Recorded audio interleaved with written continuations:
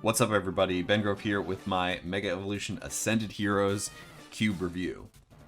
Cube is my favorite way to play the Pokemon trading card game. Just sitting down at a table with 7 friends and passing packs around and drafting a deck of cards from every single era of the Pokemon trading card game. It's a format that just like enables creativity and just it's an all-around blast. So we're going to take a look at the cards from Ascended Heroes that are going to be good at pairing with cards from all across Pokemon's history. Now, obviously, there are going to be some really big EXs in the set that I'm not really going to take a look at because you can't really pair a card from 2010 with a card that has 370 HP. It just doesn't really work well like that. And also in this set, because it's a special set, there's a lot of reprints in here, as well as some like kind of underpowered stuff from the Japanese starter decks. So this review is actually a little bit short, but there's still some really cool diamonds in the rough here that I think we're gonna take a look at. So hope you enjoy. All right, we're going to jump right into things with a bunch of evolving Pokemon. And first we've got Silcoon here with an ability that lets you basically just fill up your bench. Great if you have either Dustox or Beautifly as lines in your cube. A Numel, which has got a lot of really great attributes to it. Free Retreat means it's Heavy Ball searchable, and the Burning synergizes with a lot of things that fire types are going to do, and 80 HP is really nice as well. Ends Vanillite, if you're a fan of excluding owners' names from Pokemon in your evolution line, so this is just a great basic for a Vanillux line. And the final basic here is Misdreavus. Now the Ascension here, there's not really a good Mismagius that's going to synergize with having Ascension, but it's just a good option to have. Although there's a lot of great options over the course of Pokemon's history because Misdreavus used to not evolve. And finally, we've got Dragonair with Evolution Guidance. Once during your turn, if this Pokemon has an energy card attached to it, search your deck for an evolution Pokemon and put it into your hand. Very similar to some of the Dark Dragonairs that we've had in the past. This one definitely does come with a caveat that at 100 HP and dealing 2 for 60, you can't really put it in a lot of older, more underpowered cubes because it'll just run things over. But it's a great option to have if you want to just like mix and match and have a bunch of different Dragonite Prevos in there, and you've got 3 great ones that have basically the same ability.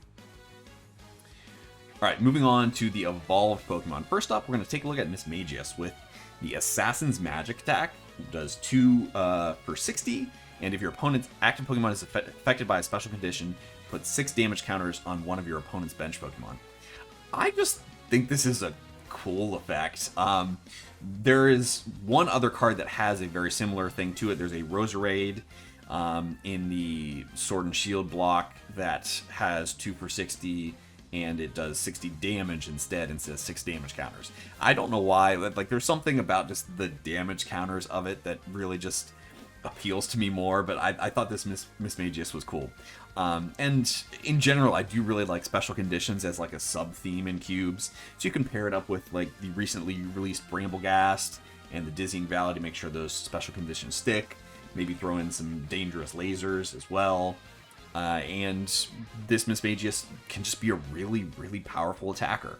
I do kind of caution you against this in cubes where you have a lot of basics that are 60 HP or less, because you can just really run your opponent off the table, and it can kind of just lead to unfun games.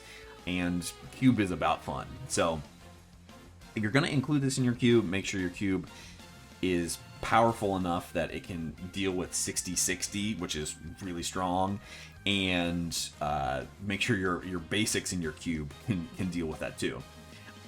Overall, though, I think this is a really great card because it means you're going to have to draft a certain way and deck build a certain way to enable this, because there's nothing necessarily inherent in this Magius line that is going to enable this.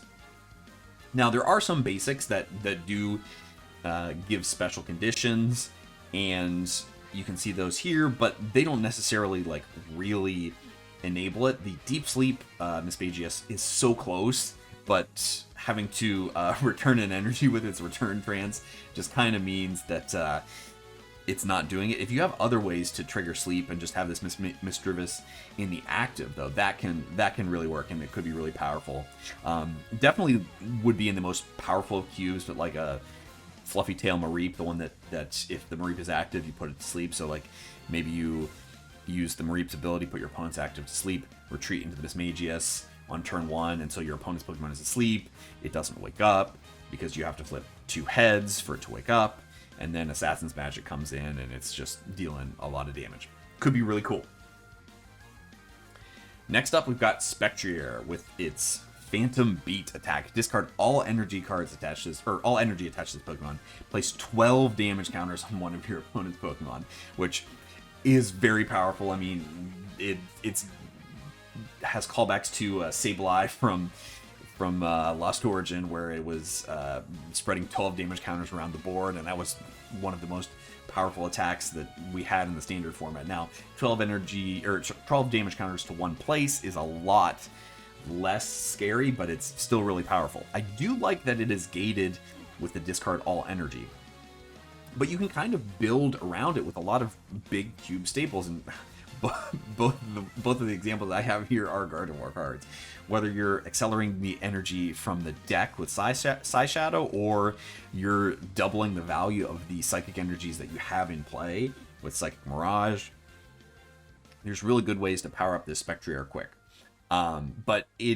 But the 3 energy requirement means that you do have to jump through some hoops. Even if you're Psyshadowing and attaching for turn, you can't do it back to back. Like, you're gonna have to jump through another hoop. Maybe it's Psyshadow, attach, and Surprise Time Machine so you can Psyshadow again, or something like that, or maybe a combination of both of these Gardevoirs.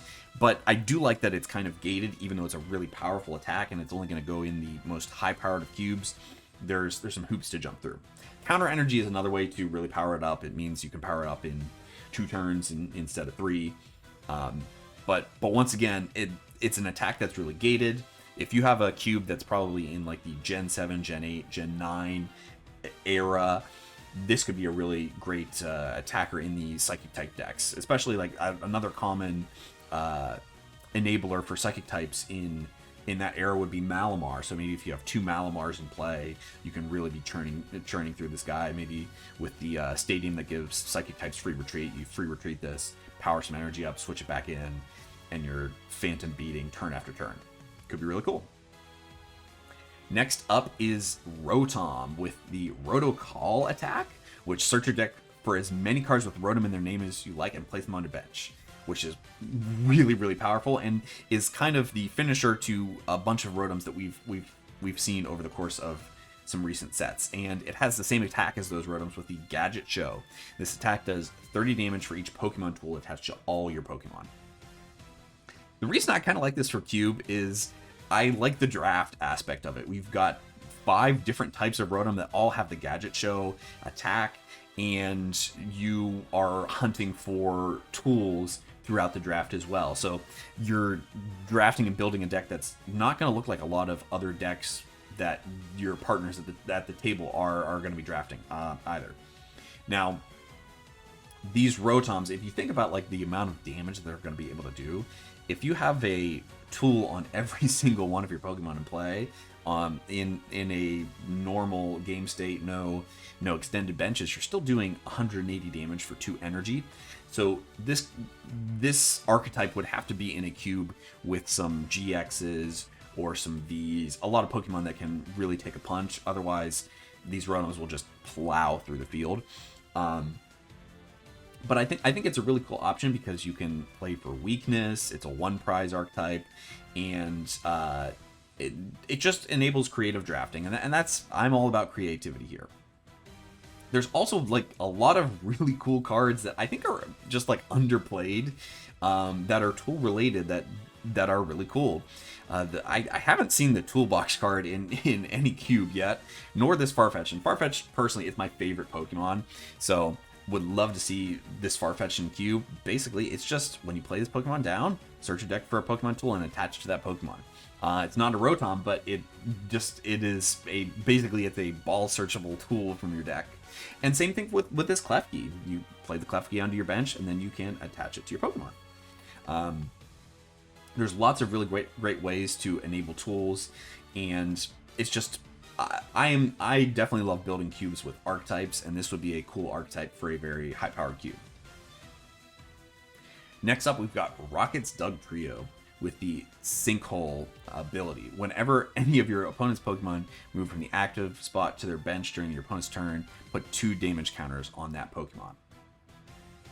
We've seen this before. It's nothing new. There's a Sinkhole ability on a Dugtrio all the way back from Platinum, and that has basically it's exactly the same. And now, honestly, if we look at these 2 cards, the Dugtrio from Platinum actually just looks better, right? It's got 2 interesting attacks where Rocket's Dugtrio just does 2 for 50. It's got for retreat. It's got a resistance.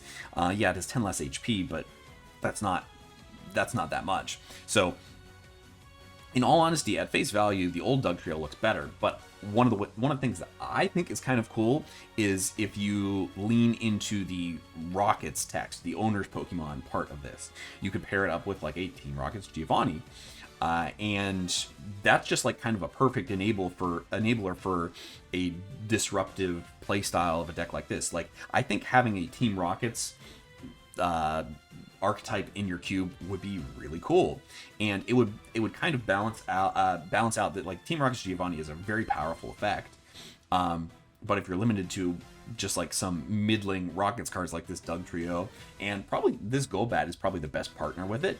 It also like plays into the nickel and diming that putting 2 damage counters on when you're retreating does, and the confusion really pairs well with the Rocket's Giovanni. Basically, you boss something up, you confuse it, so it's really risky for that thing to attack. You make it play into the Rocket's Dugtrio's ability. Maybe you have a Spikemuth in play that's also just like adding on more counters. It could be a really cool nickel and diming archetype. Now, yes, I do know that if you're a fan of Best Pal Al's Coin Flip Cube, the Dugtrio is in that cube, and similar Golbats and Crobats are in that cube as well. I know, but I think it's cool that there's also modern cards that could do it, and you could really play into Team Rocket's aspect, and you have some Team Rocket's search cards and Team Rocket supporters that would be just like part of that package too. So there's some interesting ways that you could modernize that archetype, and honestly, I think this Rocket's Dugtrio can fit into cubes of a variety of power levels. 2 for 50 is it's strong, but it's not backbreaking. So I think that this Rocket's Dugtrio can fit in with cards going as far back as like Gen 5 or like really powerful Gen 4 era cubes. Moving on to I think one of the most interesting cards from this set is Colossal. It's got 2 great attacks. The Tar Cannon doing 140. That's a ton of damage to one of your opponent's Pokemon. But if you don't have 10 or more basic fighting energy in your discard pile, it does nothing. And then Dragon Claw, it's just your standard beat stick attack of just, okay, I'm doing 220 damage, and I discard 3 energy. Now, the reason I like this is because there's just like a lot of great recent cards that this can pair with. If you pair it with the Tar Generator Colossal from Rebel Clash, where you can accelerate a fire and a fighting energy to it, you can be powering up it's the Pokemon Proxy's translation is Dragon Claw, but I am 90% sure it's not going to end up as Dragon Claw because that Colossal ain't no dragon, man. But you can power up that 220 damage attack turn after turn with that other Colossal in play. Or if you want to lean into the Tar Cannon attack, you can use cards like Lunatone with the Lunar Cycle, where you're discarding a fighting energy, draw 3 cards. The kind of play style I feel like is there's some cubes out there that have this Infernape level X in it, and you just end up kind of just like burning through your deck with, I don't know, cards like Misty's Wrath or something like that, burning the whole way through your deck so you can use your most powerful attacks. Could be a really rewarding playstyle for this Colossal as well. So I like the fact that there's multiple different ways that you can play this Colossal, and I think in a very high-powered cube space, there's a lot to like about Colossal as a line where you have a lot of unique and impactful cards. So, great card. And next we've got Pecharunt with its Last Chain ability. If this Pokemon is knocked out by damage from an attack from your opponent's Pokemon, search your deck for one card and put it into your hand. Then shuffle your deck. And then it's got the Mochi Rush attack for 1 darkness. During your next turn, this Pokemon's Mochi Rush does 50 more damage. Now, I think this card is something that's a lot... It's more than the sum of its parts. Yeah, Last Chain, sure. That's a great ability, some nice consistency, and the Mochi Rush attack is... It's fine. Like, it's a strong, aggressive option, but it's not like... I would, like, it's not in the realm of like the Hoopa or the Zapdos where they're the ones where if they switch in from the bench they do a ton of damage. Like, those are a lot stronger, basic, efficient attackers than this Pecharunt. But that's part of what I like about it. There's a lot of fairness built into this card. There's a lot of counterplay. The Last Chain ability is really giving me shades of some of the Jirachi cards that we've seen before, whether it's Final Wish from Rising Rivals, which I've seen this card in a lot of cubes, and a lot of times it seems underwhelming because it's built, like, you really have to build towards it being really good, and build towards using Detour really, really well for it to really work. And then also Radiant Jirachi. Radiant Jirachi is it's just not fun. The 3 cards that you get from it are can be just completely insane, and I don't recommend it for cube because Astral Misfortune is just, it's not fun. It's not fun to just randomly die. So Mochi Rush is a much fairer attack, and I do like that there's counterplay to it. Like, there's counterplay to Last Chain. If you deal the last hit with poison or with an ability, like if you do like a Zigzagoon Ping or something like that, there's ways to play around the Last Chain and make sure it doesn't activate. There's also ways to play around Mochi Rush. Just a simple Warp Point will reset the damage. So I think this is a really great card because it has some very clear strengths. By turn 3 of the game, you can be doing, or turn 3 going first or turn 2 going second, you can be doing 70 damage, right? But you're never going to be able to do 70 damage right away, like with like Hoopa or Zapdos that I mentioned before, where they can just be swinging for damage right away from turn 1 going second.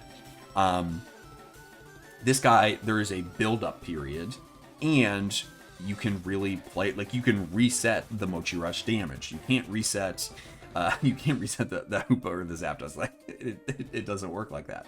So, I think that this card can play into like some Generation 5 era cubes, where it's a card that is used in putting pressure on your opponent early. It's something that your opponent has to answer, but also it's not just like, okay, I've put all my eggs into this basket and when it dies I have nothing. No, it's when it dies, if my opponent didn't deal with it correctly, I get a card. Like, I get bailed out. I get, okay, like, I'm gonna go get Professor's Research from my deck. So this card, as you can tell, I'm talking about it a lot. There's, for just 2 little abilities and attacks, it's more than the sum of its parts. I think it's really cool. I personally, my cube, I think, is a little bit too underpowered for it. The 70 damage on a basic is a lot for my personal cube, but I think a cube with a little bit more power level than my personal cube, I'd be slamming this in. Because I just think it's an interesting card, and it's gonna make people answer interesting questions in gameplay. All right, and finally we've got the Light Ball. Now this one is I don't know. It's not a meme, but like it kind of is in a way. For me, the attacks of the Pikachu EX, this Pokemon tool is attached to, do 50 more damage to your opponent's active Pokemon EX. Now, I'm not considering using it with the lowercase EXs that we have in the modern game. I'm considering using it with the Pikachu EXs that we had in like the Generation 5, Generation 6 uppercase EXs. Because those EXs, they reach unfortunate damage levels, right? The Pikachu with the Mega Thunderbolt doing 160 damage, that's like right below most EXs of the day, right? So you're kind of 2-hit KOing with an attack that you have to discard all energy, and you only have 130 HP yourself. Not great. Slap a light ball on that baby, he can knock out megas, which I think is kind of cool. And the Overspark Pikachu EX, it's just basically an extra energy that you have attached to it. So instead of doing 3 for 150, you do 3 for 200 or 4 for 250. So it kind of accelerates your pace of these Pikachus. Now, I can't tell you if these are actually good or not. The 130 HP for a 2-prizer does seem really bad. But I don't know. If you've got a cube where these guys can fit in and like the numbers work out right, I think Light Ball is kind of cool. It's just it's fun to me. I am definitely somebody who falls for just like gimmicks like this and trying to make these gimmicks work. So I like to highlight these kinds of things and just be like, hey, like if you can make this work in your cube, I think it's a cool option. So yeah, Light Ball, maybe more than meets the eye. And yeah, that's all that I've highlighted from this particular set that I think is cube worthy. Part of that is because there's so many reprints in this set. But that's just kind of how special sets are. But there are still some things that I'm looking forward to using in some higher powered cubes. So what do you think I missed from this set? Do you think I'm totally wrong in Light Ball? You think it's a piece of trash? It might be. I don't know. But let me know down in the comments, and I'll see you next time.